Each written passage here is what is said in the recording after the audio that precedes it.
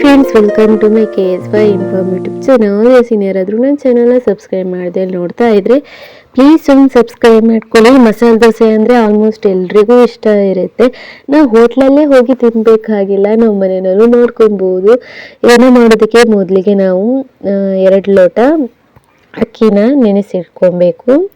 ಅದಕ್ಕೆ ನಾವು ಒಂದು ಅರ್ಧ ಲೋಟ ಆಗುವಷ್ಟು ಕಡಲೆಬೇಳೆ, ಹಾಗೆ ಒಂದು ಅರ್ಧ ಲೋಟ ಆಗುವಷ್ಟು ಉದ್ದಿನಬೇಳೆ, ಹಾಗೆ ಒಂದು 2 ಚಮಚ ಆಗುವಷ್ಟು 2 ಸ್ಪೂನ್ ಆಗುವಷ್ಟು ಮೆಂತ್ಯಕಾಳು, ಹಾಗೆ ಒಂದು ಅರ್ಧ ಕಪ್ ಅಂದರೆ ಒಂದು ಲೋಟದಲ್ಲಿ ಆದರೆ ಅರ್ಧ ಲೋಟ ನಾವು ಸಾಬುದಾನಿನ ತಗೊಂಡು ನೀರು ಹಾಕಿ 4 ಗಂಟೆ ನೆನೆ ಹಾಕಬೇಕು.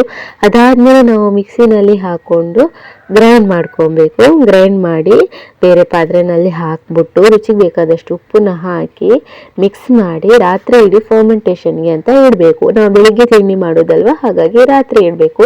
ಹಾಗೆ ಬೆಳಿಗ್ಗೆ ಅಲ್ದ ಇದ್ದರೆ ನಾವೊಂದು 6 to 7 hours ಇಡಲೇಬೇಕು ಫರ್ಮೆಂಟೇಷನ್ ಆಗೋದಕ್ಕೆ.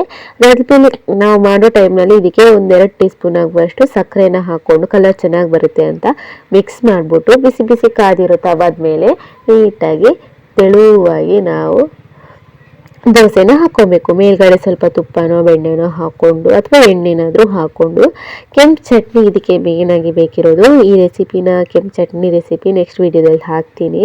ಕೆಂಪು ಚಟ್ನಿನ ಒಂದು 2 ಟೀ ಸ್ಪೂನ್ ಆಗುವಷ್ಟು ಸ್ಪ್ರೆಡ್ ಮಾಡಿಬಿಟ್ಟು ಮಿಡ್ಲಲ್ಲಿ ನಾವು ಆಲೂಗಡ್ಡೆ ಪಲ್ಯನ ಹಾಕ್ಬಿಟ್ಟು ಮಡ್ಚಿದ್ರೆ ಆಯಿತು, ಮಸಾಲೆ ದೋಸೆ ರೆಡಿ ಆಗುತ್ತೆ. ಟ್ರೈ ಮಾಡಿ.